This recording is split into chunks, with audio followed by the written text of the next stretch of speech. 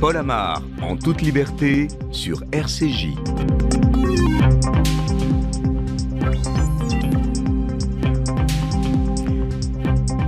Bonjour, la France est un pays riche, mais de nombreux Français ne le sont pas. 9 millions de personnes sont considérées comme pauvres. Nous écouterons Ahava, qui ne parvient pas avec son mari et ses 2 enfants à boucler les fins de mois.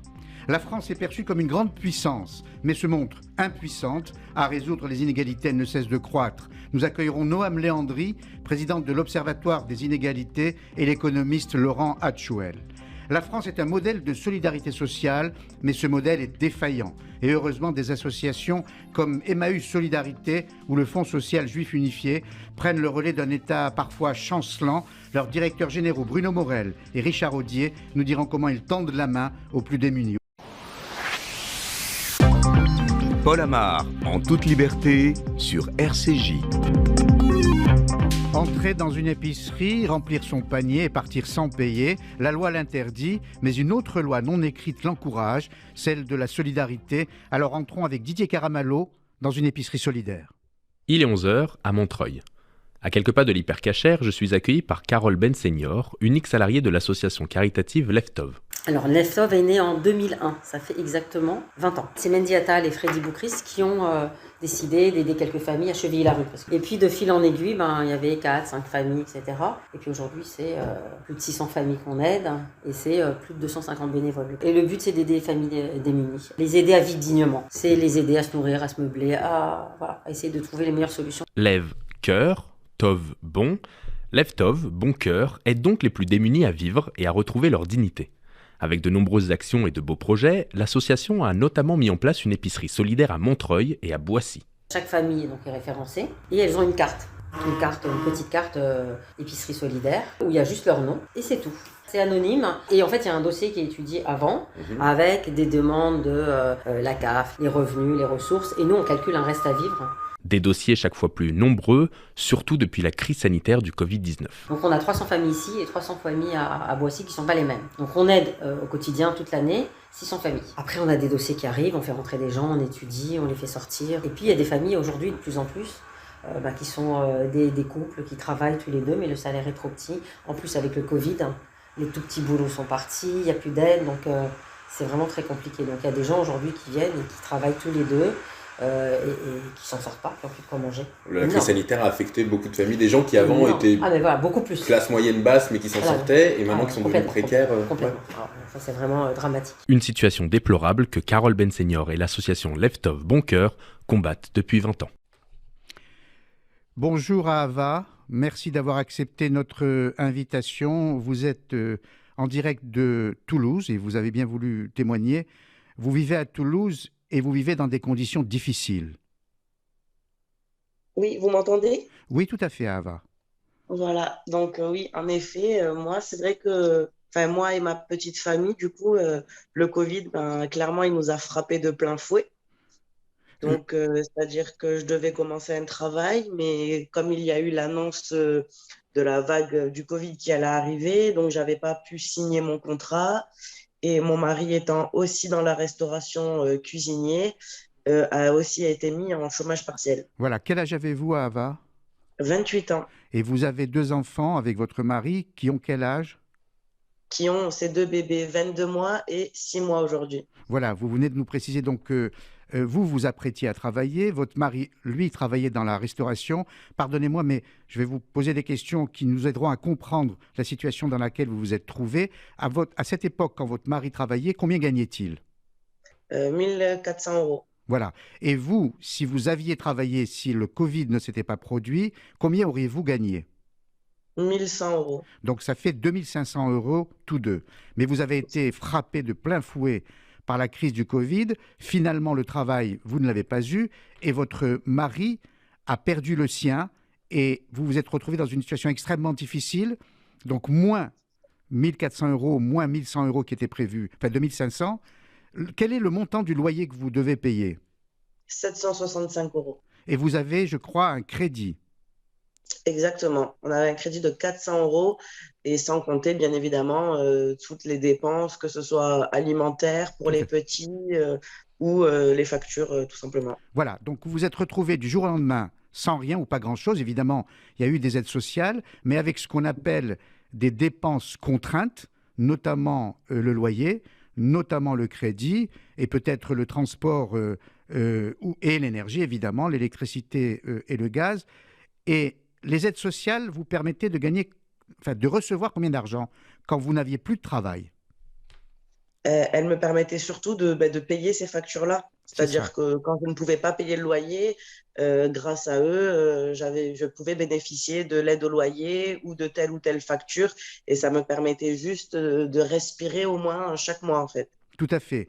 D'ailleurs, les précisions que nous avons eues avant cet entretien me permettent de dire que grâce aux aides sociales, vous receviez 1200 euros, moins, si l'on compte uniquement le loyer et le crédit, moins 1100 euros. Donc, il vous restait à peine au début du mois 130 euros pour tout le mois, pour vous, votre mari et vos 2 enfants. Exactement. On avait déjà l'accord de... C'est terrible, terrible vraiment d'entendre cela. Et vous n'y étiez pour rien parce que c'est le Covid qui vous a frappé. Combien de Exactement. temps êtes-vous resté dans cette situation avec 130 euros pour tout le mois? Combien de temps? Déjà, on est resté au moins 2 mois avant que j'agisse en contactant l'aide sociale de la communauté. En fait, je me disais, non, non, mais j'ai honte, je pense qu'on peut s'en sortir. Et en fait, quand on prend la réalité dans la gueule, quoi, clairement, on se dit, ben non, finalement, on a besoin d'un coup de pouce, on a besoin de l'aide, on est une communauté, donc si on peut avoir un peu d'aide, pourquoi pas. Et puis en plus, à l'époque, j'étais enceinte, donc j'ai fait appel à l'aide du CASIT. Et c'est là que j'ai été reçue par une assistante sociale qui a Voilà, été alors super. le CASIT, c'est le comité d'action israélite de Toulouse, mais à vous entendre à Ava, ça a été une décision difficile à prendre d'appeler à l'aide en quelque sorte. Oui, parce que j'avais honte. Enfin, c'est surtout qu'en plus, dans la communauté, c'est vrai que, il y a beaucoup de gens que je connais. Et en fait, et puis même de par ma personnalité à moi, je suis pas quelqu'un qui veut faire forcément appel à ces demandes-là. Je préfère justement aider. Et le problème, c'est que là, justement, moi, je pouvais plus m'aider moi-même.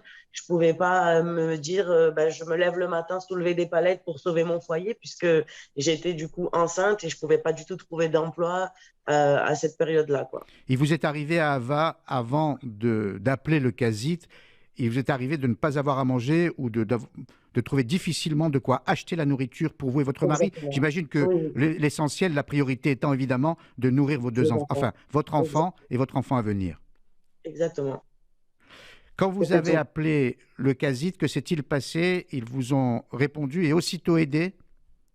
De suite, ça a été hyper efficace. J'ai été reçue par l'assistante sociale. Puis je pense que le fait aussi qu'elle savait que j'étais enceinte, enfin, puis elle m'a vue complètement démunie, hein. Donc voilà, je me suis déversée, j'ai versé mon sac et je lui ai expliqué clairement la situation. Et ça a été aussitôt radical. Ça a été de suite prise de décision, prise tenez, prenez une poche, allez faire vos courses à la boutique alimentaire. Ça a été très, très rapide, oui. Donc, alors de quelle nature était cette aide? Essentiellement alimentaire Et financière. et financière. Oui, oui. Donc, ça vous a permis, donc le CASIT qui fait partie de la Tzedaka, qui évidemment est géré par le Fonds social juif unifié, le CASIT vous a permis d'abord de vous nourrir, de nourrir votre Oui, famille, et ensuite de boucler la fin de mois. exactement. Donc, vous a aidé à payer, on l'a entendu et on l'a dit, évidemment, votre loyer, votre crédit, mais aussi à payer toutes ces dépenses contraintes, le transport si vous utilisez une voiture et l'énergie pour votre foyer. Oui. Parce que j'avais droit à aucune autre aide, que ce soit des tickets alimentaires ou quoi que ce soit, j'avais droit vraiment à aucune autre aide. Donc en fait, si j'avais pas du tout eu le CASIT, je sais pas quelle en aurait été la suite, mais en tout cas, je peux vraiment dire aujourd'hui que grâce à eux, je m'en suis sortie et ils m'ont vraiment aidé, oui. Pardonnez-moi, Ava, mais quand vous dites je n'avais droit à aucune aide, pour quelle raison? Aucune autre Euh, aide, pour quelle raison? Ben, en fait, c'est-à-dire que quand on faisait des demandes pour des tickets, comme des tickets resto, mais ça s'appelle des tickets alimentaires, quand on faisait la demande, ils ne prenaient pas en compte, par exemple, les crédits, etc. Donc, pour eux, 1 200 € pour 2 personnes, ben, c'était un plafond déjà beaucoup trop élevé. Exactement. Euh, Aujourd'hui, vous vous trouvez dans quelle situation? Est-ce que votre mari a repris son travail? Oui, bien sûr. Heureusement, mon mari a repris le boulot d'ailleurs très très vite et c'est pour ça que enfin j'ai pas rompu, mais j'avais dit au Casit que juste avant que j'accouche, que finalement c'est bon, on veut essayer nous de nous reprendre en main et d'essayer seul de s'en sortir. Donc mon mari a repris le chemin du travail aussitôt. Et ensuite, moi, j'ai pu aussi reprendre le chemin du travail dès que les restaurants ont pu rouvrir. Quand je vous ai posé la question sur la reprise du travail, j'ai entendu un sourire dans votre voix. Je ne vous vois pas, mais je vous écoute et j'ai entendu un Oui, sourire. ouais. Le bonheur Oui, enfin parce de que c'était une travailler. satisfaction. Ouais, exactement.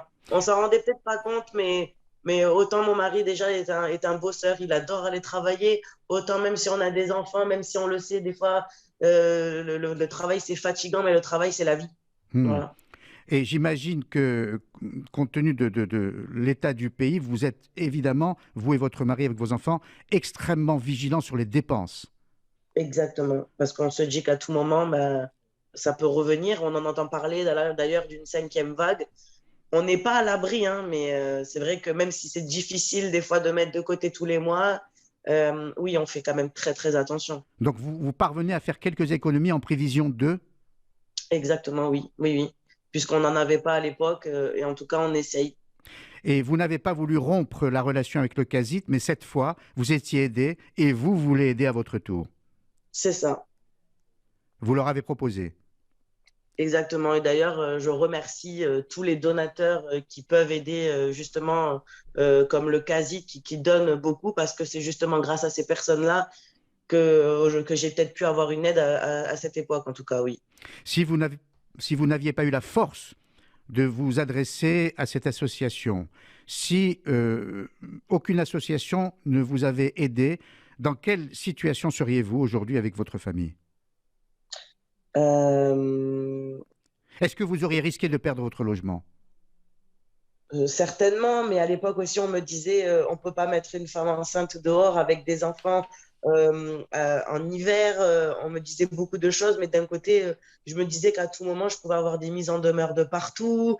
C'était le stress jour et nuit, on n'en dormait pas. C'était très compliqué. D'un côté, je me disais, j'avais beaucoup de stress. Et d'un autre, je me disais, faut positiver, il y a quelqu'un là-haut. J'ai fait appel à de l'aide, donc j'avais ces personnes-là quand même qui me disaient ça va aller. Et donc j'essayais de positiver.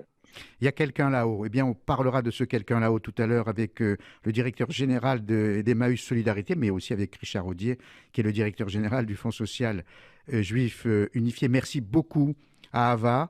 Et on ne peut que vous souhaiter un grand courage et surtout, le maintien de vos 2 emplois, vous et votre mari avec vos 2 bébés. Merci encore et très bon week-end. Merci. Avec plaisir, excellent week-end, au revoir. Au revoir. Votre témoignage émouvant, en tout cas, Ava, illustre bien le constat fait sur la précarité par l'Observatoire des inégalités.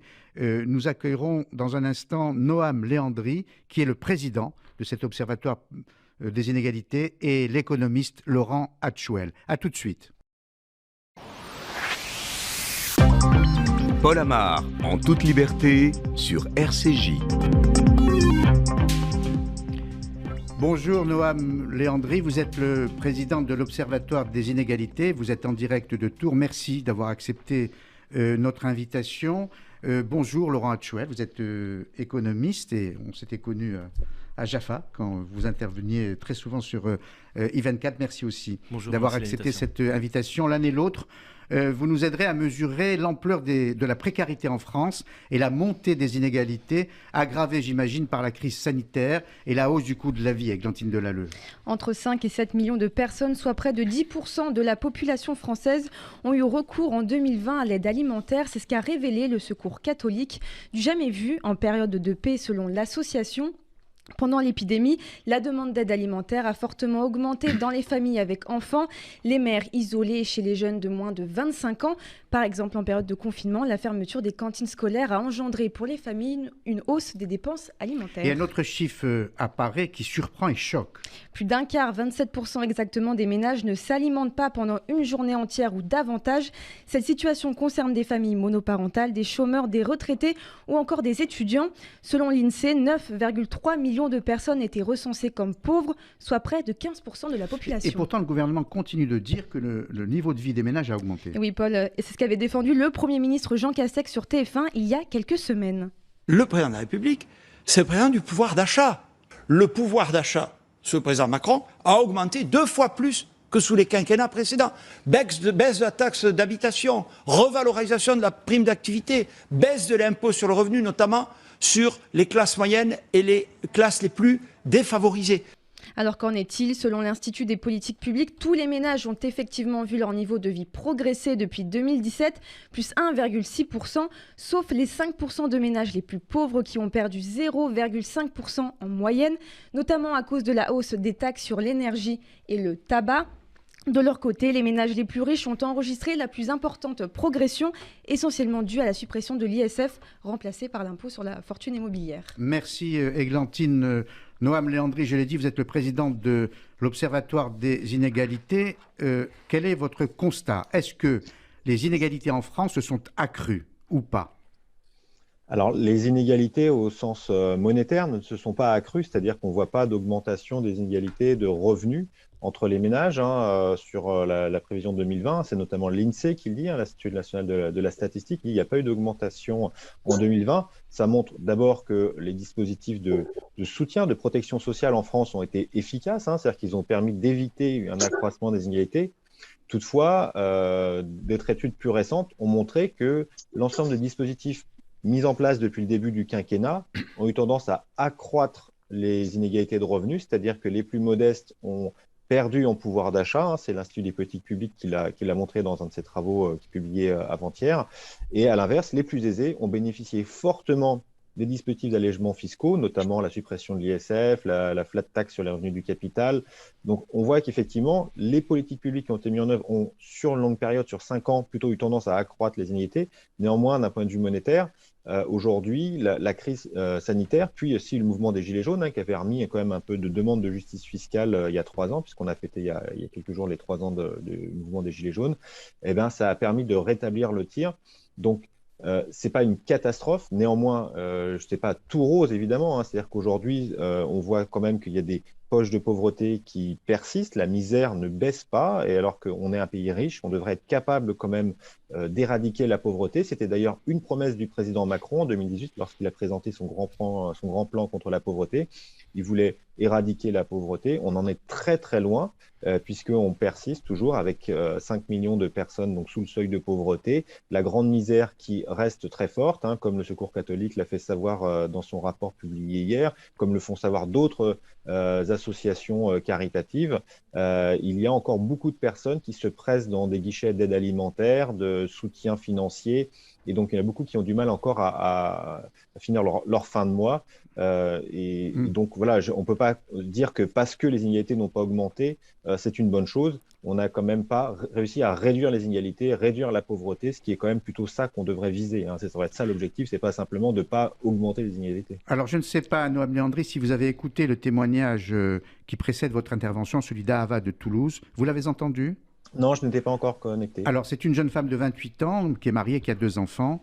Son mari travaillait, elle s'apprêtait à avoir un travail quand le Covid-19 les a frappés et tout à coup ils se sont retrouvés sans quasiment plus rien. Et il a fallu l'aide d'une association qui s'appelle le CASID, sous l'égide du Fonds social juif unifié, qui lui a permis de s'en tirer. Donc le point de bascule, le point de rupture peut arriver très vite. On peut travailler, vivre bien, avoir un loyer à payer, un crédit, et tout d'un coup se retrouver quasiment avec plus rien, même pas à manger. Et donc ça arrive de plus en plus souvent, j'ai l'impression. Alors, il y a effectivement de nouveaux phénomènes qui ne sont pas probablement bien pris en charge aujourd'hui dans notre système de protection sociale français, qui est quand même performant. Si on se compare à d'autres pays européens ou même à travers le monde, on est un des pays qui réduit le par son dispositif socio-fiscal, par sa fiscalité, ses aides, mais aussi par l'éducation gratuite, une santé quasi gratuite, enfin voilà, tout un nombre d'aides en nature qui sont apportées par l'État. On est un des pays quand même qui réduit le plus les inégalités. Néanmoins, il y a deux nouveautés, j'ai envie de dire, sociales qui sont mal prises en compte. C'est d'une part les familles monoparentales. Je pense que c'est la situation que vous décriviez à l'instant, hein. C'est-à-dire qu'une mère seule... Non, elle est mariée. Pardon. Non, c'était pas une famille monoparentale. Mais ce que vous dites est vrai des familles monoparentales.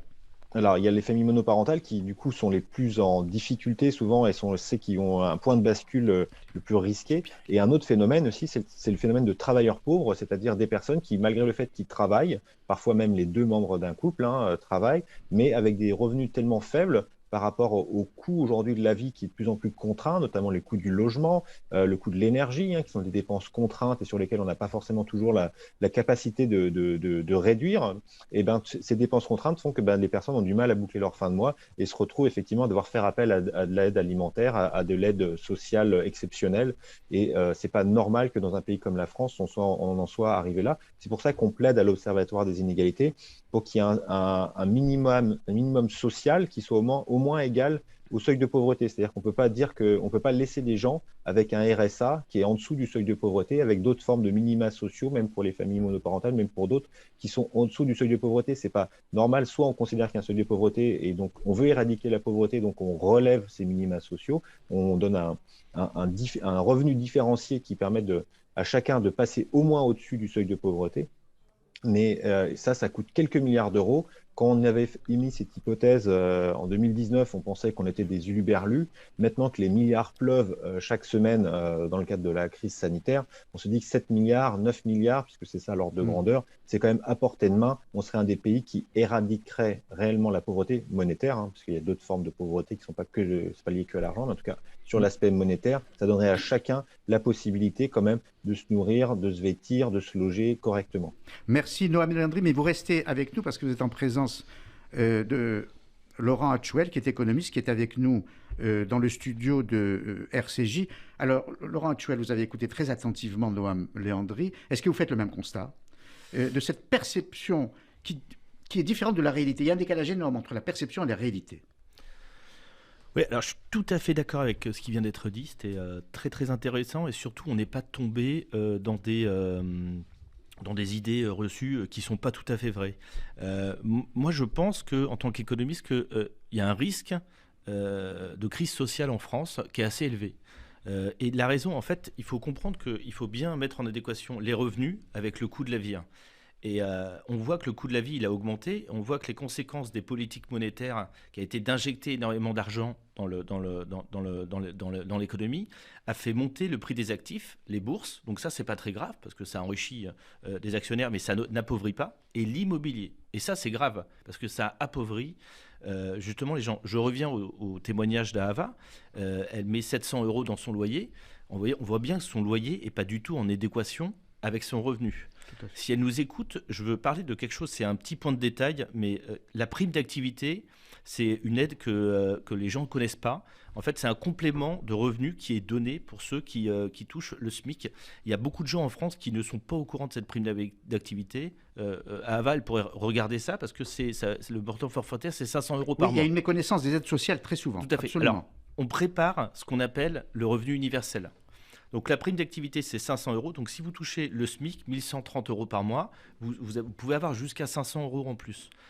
On prépare ce qu'on appelle le revenu universel. Mais je reviens sur ce qu'a dit Noam, qui était très intéressant.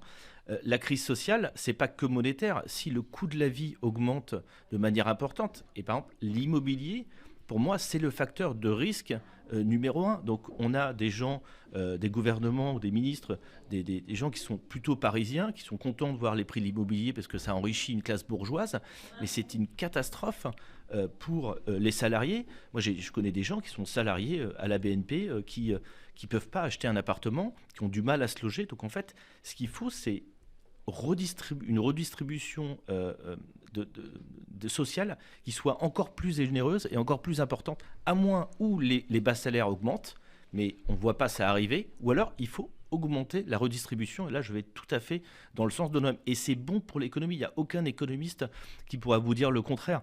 Il y a le coût des salaires et les charges sociales. Donc ça, c'est pour la compétitivité.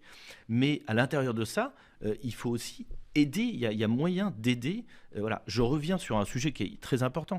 Les familles monoparentales, les femmes sont les premières victimes. Les femmes seules. Donc on ne peut pas empêcher les gens de divorcer. C'est quelque chose qui arrive. Mais le divorce, ça appauvrit. Et ça, c'est une réalité. Donc il faut, par exemple, il y a des nouvelles formes de logement, du co-living. On peut loger des femmes seules avec des enfants. Il faut absolument aider. L'aide n'est pas que monétaire, elle est globale. Et c'est pas mauvais pour l'économie. Et ce qui serait mauvais pour l'économie, c'est une crise sociale qui est liée justement à ces inégalités, parce que le coût de l'immobilier est trop important, parce que les salaires ne montent pas. Voilà, la transition énergétique, c'est inflationniste, et donc ça va être un coût qui va être directement affecter directement les plus bas salaires. Églantine ? On a vu aussi que les jeunes de moins de 25 ans ont subi aussi de plein fouet la crise sanitaire, la crise économique aussi. Oui, l'emploi des jeunes et des seniors est trop faible. Les étudiants, mais je suis scandalisé. On a des constructeurs en France comme Bouygues Immobilier, Nexity, des gros constructeurs. Je suis scandalisé qu'on ne leur demande pas de construire des logements pour les étudiants. Voilà, je vais vous donner un exemple parce que je l'ai eu cet été en fait. Je cherchais un logement pour un étudiant. Le truc, c'est que les loyers, il y a des aides, mais en fait, les loyers ont augmenté, donc les aides sont plus en adéquation par rapport aux loyers. Donc c'est pour ça que donner de l'argent, c'est bien, mais il faut bien calculer, regarder que ça soit en adéquation avec le coût. Donc effectivement, les jeunes à bas salaire, quand on commence, on a un salaire qui n'est pas très élevé, il faut plus d'aide. Donc on parle, justement, la prime d'activité, c'est fait pour ça. Mais par exemple, pour les étudiants, il faut augmenter l'offre de logement parce que ce n'est plus en adéquation par rapport au coût du logement. Ce qui est frappant dans vos interventions l'un et l'autre, c'est que la précarité ne frappe pas seulement ceux qui n'ont pas de travail, elle frappe aussi ceux qui ont un travail, et cela paraît intolérable dans un pays comme la France et dans une puissance occidentale. Comment comprendre ce phénomène et surtout comment l'arrêter ? Noam Léandri.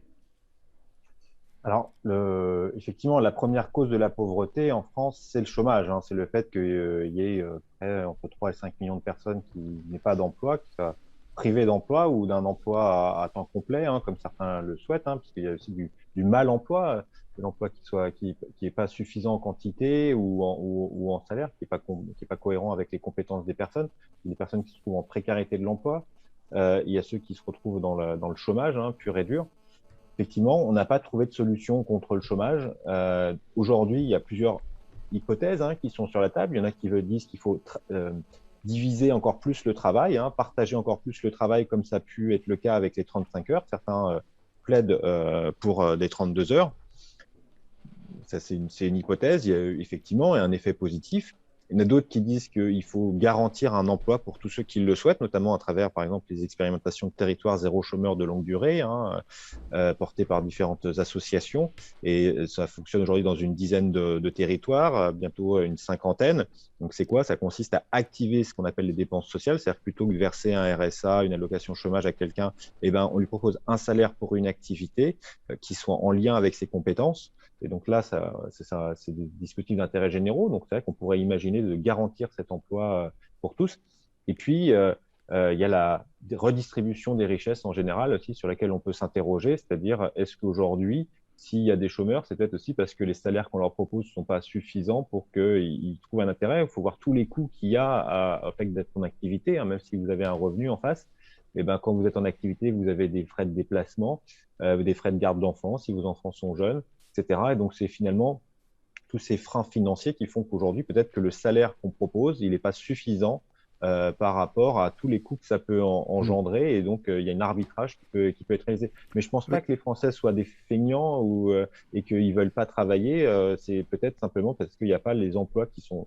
il n'y a pas suffisamment d'emplois qui sont appropriés par rapport à leurs compétences. On parle de 100 à 200 000 emplois qui seraient non pourvus. Finalement, c'est surtout un problème d'inadéquation entre l'offre et la demande. Mais bon, on a quand même au moins 3 ou voire 5 millions de personnes qui cherchent un emploi différent ou qui cherchent un emploi tout court. Donc, ça montre quand même qu'on manque aujourd'hui d'emplois. Et donc, il y a soit la course à la productivité, à la création d'emplois par une activité plus productive, soit on essaye sinon de faire ce qu'on appelle de la low-tech, c'est-à-dire revenir un peu en arrière. Hein. C'est une discussion qu'il y a parfois avec l'idée de décroissance, hein. C'est-à-dire essayer de créer plus d'emplois manuels, pas forcément très qualifiés, mais qui font que voilà, si on fait tous de l'agriculture biologique plutôt que de mettre des pesticides, on aura besoin de plus de main-d'œuvre, ça sera plus cher, mais peut-être qu'on vivra mieux. Laurent Hutchwell. Je veux juste ajouter quelque chose. La structure de l'économie française, c'est 80%, c'est du service. Et le problème d'une activité par rapport à 18% c'est l'industriel et 80% c'est du service. Le problème, c'est qu'on a des emplois de services peu sophistiqués au salaire faible. Et ça, on aura du mal à augmenter les salaires. Donc, je pense que il y a des choses, il faut être réaliste, il y a des choses qu'on n'arrivera pas à modifier. Donc j'aime beaucoup des aides comme la prime d'activité qui vont venir en complément, ou des aides qui vont permettre des aides au logement. Ça, c'est des choses qui vont permettre, si on attend que les salaires augmentent dans une économie de services, je vous le dis, ça ne va pas arriver demain. Donc prenons des décisions qui vont aider les travailleurs à se loger et à mieux gagner leur vie, à avoir un pouvoir d'achat plus important, plutôt que d'attendre que les revenus montent. Il y a une chose, c'est que dans la théorie libérale, qui a été théorisée par Adam Smith notamment, parce qu'on est un peu dans une économie libérale globalisée, le revenu universel a toute sa place. On supprime toutes les aides et on donne 1 200 € par exemple à tout le monde. Et donc en fait, ça va égaliser la société. Et donc c'est quelque chose qui est réfléchi, qui est théorisé, qui est avancé quand on va dans la Silicon Valley face à l'automatisation de beaucoup de tâches, donc la désindustrialisation. Ils proposent et ils mettent en avant le revenu universel. Alors, on va bientôt terminer cet échange qui est passionnant. Il nous reste deux minutes pour l'un et l'autre. Donc, je terminerai simplement par cette question, Noam Léandri, et vous, Laurent Hutchwell, vous avez eu raison de vanter les qualités du modèle français, l'excellence louée dans le monde entier. Et pourtant, on a 9 millions de personnes qui vivent dans la pauvreté. Alors, la question est simple, vous n'êtes pas politique ni l'un ni l'autre, donc pas de langue de bois.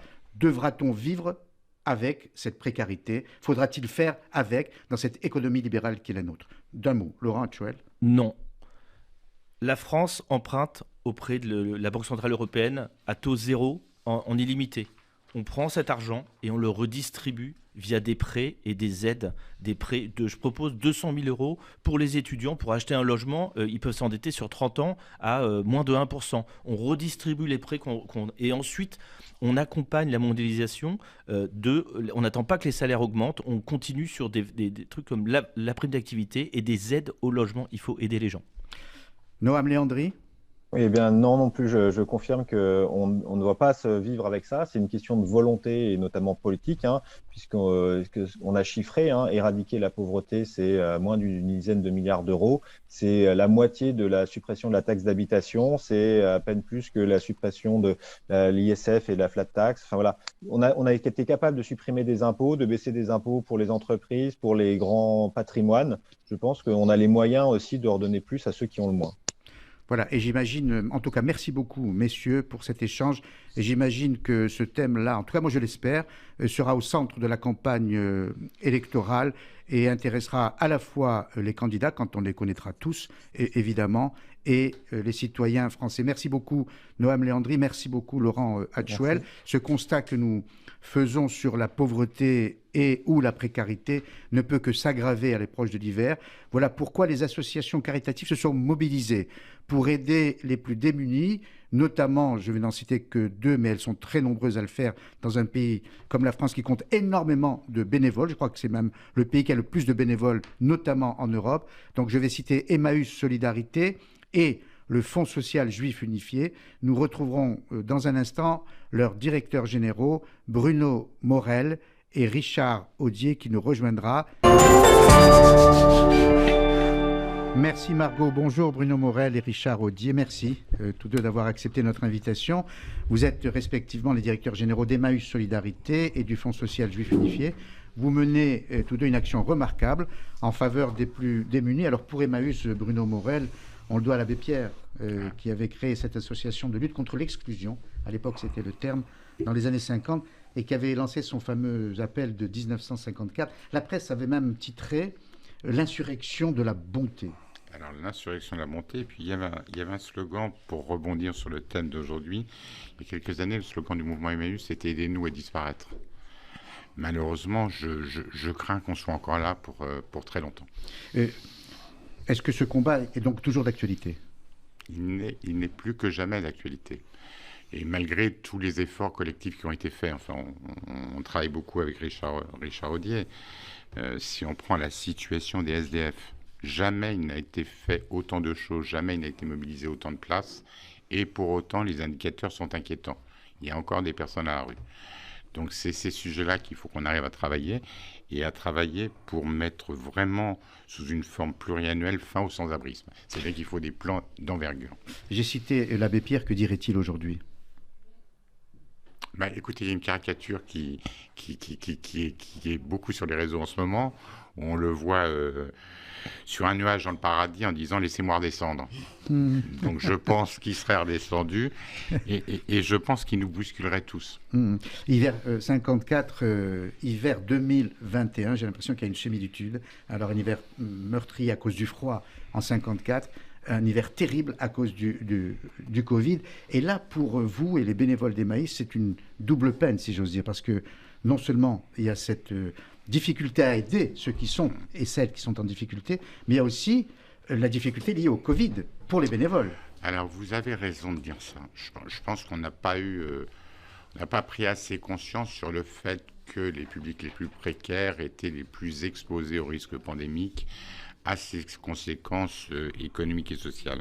Et quand vous parlez de similitudes, 54, 2021, moi, il y a quelque chose qui me frappe beaucoup. On vient de faire le bilan il y a quelques jours de la dernière nuit de la solidarité à Paris qui recense le nombre de personnes à la rue. Et le bilan qualitatif, il fait apparaître quoi ? Il fait apparaître, outre les personnes qui sont à la rue, mais un besoin alimentaire qui est inédit, qui prend des proportions très très importantes.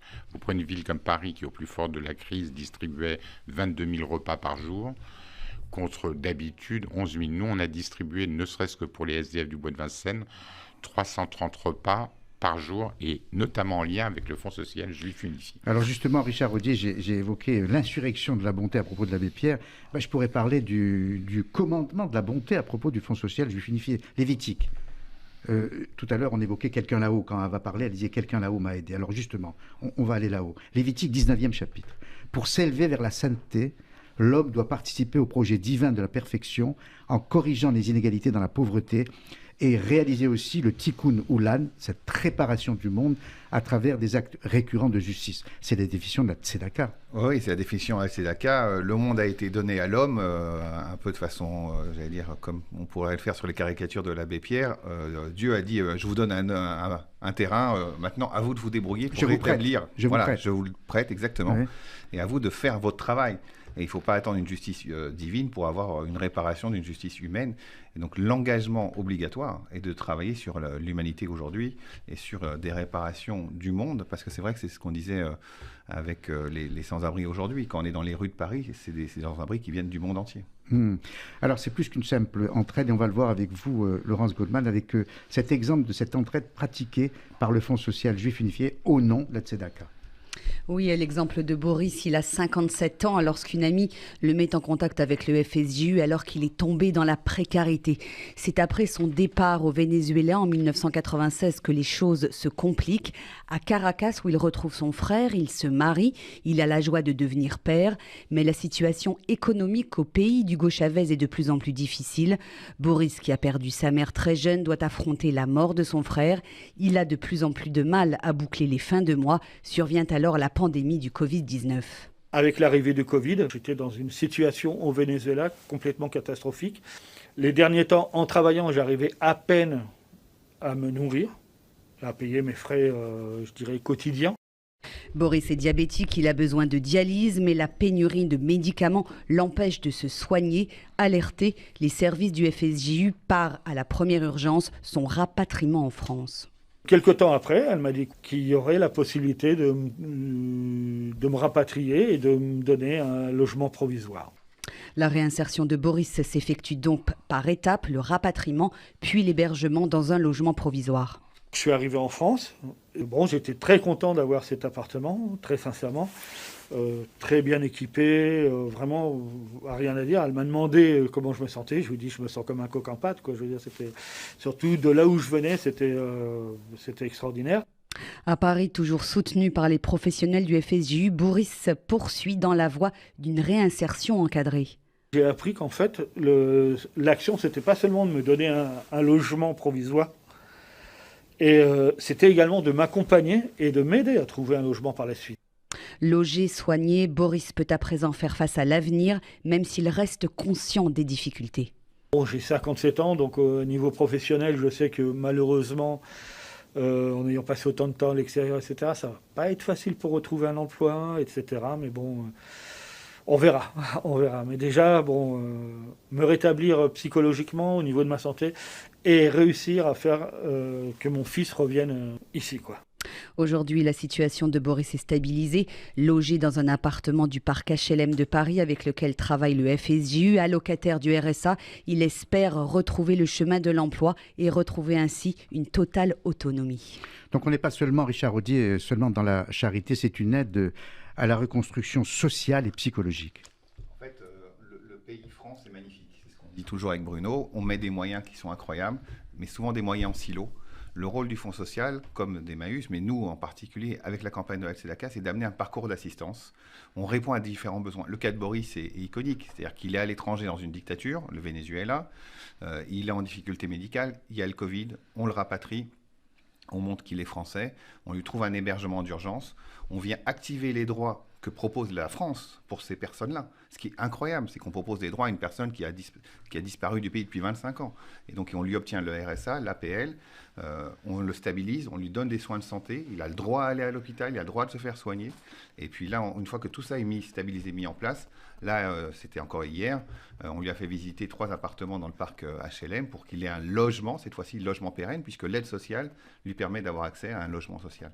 Ça, ce travail-là, vous le voyez bien, Paul, c'est des dizaines d'heures de travail. C'est des professionnels et des bénévoles, mais pour répondre à un besoin individuel comme celui-ci, c'est une énergie incroyable dans un pays qui est pourtant protecteur. Et c'est là où, avec Bruno, on le voit dans les rues, on était ensemble au Nuit de Solidarité, il y a une vraie misère, pourtant on fait des choses. Alors il faut être à la fois très fier de notre pays, très fier de l'engagement social, très fier des cris de Coluche, de l'abbé Pierre, de nos sages du Lévitique, et en même temps avoir un vrai soutien financier, de bénévoles, et puis d'action pour essayer de trouver des solutions. Mais je vous reposerai volontiers la même question à l'un et à l'autre. C'est tout le paradoxe de notre situation. Vous avez raison de dire qu'on peut être fier de la France et de ce pays et du modèle proposé par la France, et pourtant... Alors, je pense qu'il y a certaines évidences auxquelles on ne répond pas. Dans l'histoire de Boris, là, alors on est sur le cas idéal. Un accueil bienveillant, un accompagnement global, accès à la santé, accès à l'emploi, accès à l'hébergement, accès au logement. Mais au bout du bout, qu'est-ce qui manque? Sur quoi doit être porté l'effort? Avant tout, sur le logement. Ce dont manque notre pays cruellement, c'est la production de logements sociaux à coût abordable. Ce qui d'ailleurs, si on arrivait sur cette bonne chaîne, on arriverait à mettre directement des gens de la rue au logement. Boris, il aurait pu très bien éviter la case hébergement. Heureusement, il a eu une structure qui l'accompagnait, mais Boris, on aurait pu mettre au logement avec de l'accompagnement dans le logement. Donc je pense que le paquet, il est sur le logement social à coût abordable. Alors pourquoi je dis à coût abordable? Parce qu'on voit bien qu'il y a une précarisation des publics. Il faut vraiment travailler sur le niveau locatif de manière à ce que les gens aient un reste pour vivre digne. À propos de logement, est-ce que Emmaüs et le Fonds social, est-ce que vous avez un parc immobilier? Non, mais... Alors j'ai une pochette surprise, je vais la trouver. Alors, je pense qu'on est filmé dans vos sourires. Voilà, ouais. C'est vrai que la communauté juive a eu énormément de logements et il y a eu une petite étape que certains ont oubliée, mais pendant la guerre, de spoliation assez forte du parc HLM, que ce soit dans la philanthropie de la famille Rothschild ou au Fonds social ou ses ancêtres. Donc on a eu une spoliation qui n'est pas revenue, puisqu'il y a eu plein de problèmes juridiques. Pour autant, on a aujourd'hui négocié au Fonds social un accès à des groupements HLM qui, lorsqu'on prépare les individus, on prépare les dossiers, on peut trouver des réponses. La difficulté, c'est exactement ce que dit Bruno, c'est-à-dire qu'il faut du logement. Et alors c'est vrai que la politique du logement, elle a été faite par des villes, alors avec beaucoup de démagogie, beaucoup d'inégalités entre les villes, mais il faut construire du logement en masse, et la France est un pays qui est très grand. très très grand. Alors ici on est sur RCJ, les gens connaissent Israël. Israël a accueilli 1 million de Russes en 10 ans et il n'y en a pas un qui est dehors. Donc on a une capacité de construire quand on se donne les moyens. Et pour ça, il faut avoir une politique de la ville adaptée au territoire national. Quand on le fait sur des micro-marchés, on s'en sort pas. On le voit bien avec Bruno. Parce que sur Paris, la ville de Paris fait un travail formidable. On fait la nuit de la solidarité, on identifie 3000 nouveaux sans-abri. On met en place 3000 nouveaux logements. On refait le comptage un an après, on en retrouve 3000 dans la rue. Donc il y a en fait un appel d'air et pour lequel il faut construire un logement social adapté. Vous aviez souri aussi, Bruno ? Parce que on a les mêmes ficelles. En fait, c'est des accords particuliers avec des bailleurs sociaux qui nous permettent d'avoir des logements en compte-gouttes. Le sujet, c'est la construction et en même temps, sous une approche de solidarité nationale. Moi, je suis frappé de regarder la carte de France et la carte de répartition qui est la même, des hébergements et des logements sociaux. Il faut impérativement que ces politiques soient déclinées en partenariat local qui associe tous les acteurs. Et les élus locaux ont aussi leur part à jouer dans ce challenge. Là, depuis 55 minutes, on ne parle que de précarité, de pauvreté et de solidarité. Je ne suis pas sûr que les grands médias accordent autant de temps à ces thèmes-là. Et je crains même que les discours de haine ou de confrontation ne polluent la campagne électorale au détriment de ce discours et du propos de solidarité et de précarité. Le redoutez-vous aussi, Richard ? Oui, je vais d'ailleurs laisser Bruno répondre parce qu'il a une tradition républicaine et de résistance. C'est pour permettre à Bruno de conclure. Voilà, merci. De conclure. Mais je voudrais juste dire qu'il y a aussi une précarité du monde du travail. Vous en parliez avec vos invités précédents. Nous travaillons ici avec des maisons de protection d'enfance, avec des éducateurs spécialisés. Ils sont avec un salaire brut à 1 626 €. C'est sûr que si on fait une revalorisation de 4%, c'est énorme pour les budgets publics, mais c'est rien pour le logement. Donc il y a aussi un problème de celui qui travaille, c'était le fameux revenu universel, et de celui qui doit le droit à un logement dans les endroits de protection. Et donc nous, quand on travaille par exemple avec les enfants, avec le personnel handicap, il faut aussi pouvoir loger les personnes salariées, mais qui ont besoin d'un logement social adapté. Alors sur ce sujet, je vais faire un appel. Mais alors pas l'appel de l'abbé Pierre. Moi, je serais assez intéressé que les candidats déclarent la lutte contre la précarité comme une grande cause nationale. Voilà, on verra ce qui est répondu. Il y a des initiatives locales, notamment il y a une candidate qui a fait un plan de lutte contre l'exclusion. L'État en a fait un aussi. Mais à chaque fois, on ne voit pas un candidat s'engager là-dessus. Donc, dont acte. Merci beaucoup, messieurs, d'être venus sur le plateau de RCJ pour témoigner. Et bon courage. Et je reprends l'exemple que vous avez donné de cette caricature qui court sur l'abbé Pierre. J'imagine que vous serez heureux le jour où vous disparaîtrez complètement comme association. Vous m'avez fait peur, comme association, oui. Je serai très heureux. Merci encore. Allez, on va terminer comme chaque vendredi et comme tous les vendredis avec un sourire. Celui de Grimpe. Oui, bonjour. Bonjour, Grimpe. Alors, aidez-nous à comprendre votre dessin du vendredi, vous qui travaillez à la fois pour RCJ et pour Charlie Hebdo. Alors, je vous l'explique. Bon, on parle toujours un peu de précarité, malheureusement, mais le dessin que j'ai fait aujourd'hui porte sur la crise qui est actuellement entre la Biélorussie et l'Union européenne.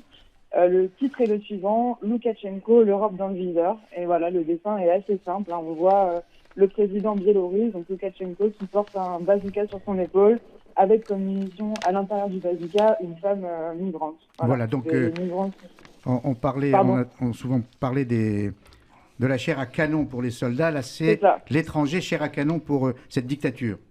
Voilà, l'homme instrumentalisé, l'homme, les femmes, les enfants, au profit d'une politique qui est déjà particulièrement douteuse. Et je trouve ça juste... Alors, ce dessin, vous ne le voyez pas, mais vous l'entendez à travers le propos de Grimpe, son auteur. Mais évidemment, vous pouvez le voir sur les réseaux sociaux de RCJ. Et donc voilà, une allusion à l'étranger dont on parle beaucoup en ce moment. Ouais, je crois que c'est Dieu qui commande d'accueillir l'étranger, le Dieu des chrétiens ou celui des juifs et des musulmans. Heureusement, dit Richard. Et il partage. Merci beaucoup pour ce partage. Cette émission est terminée. Et merci Grimpe. Vous retrouverez pour toute l'info sur RCJ, Rudy Sada et toute son équipe les matins à 8h. Et évidemment à midi, je vous retrouve la semaine prochaine. Bon week-end, merci.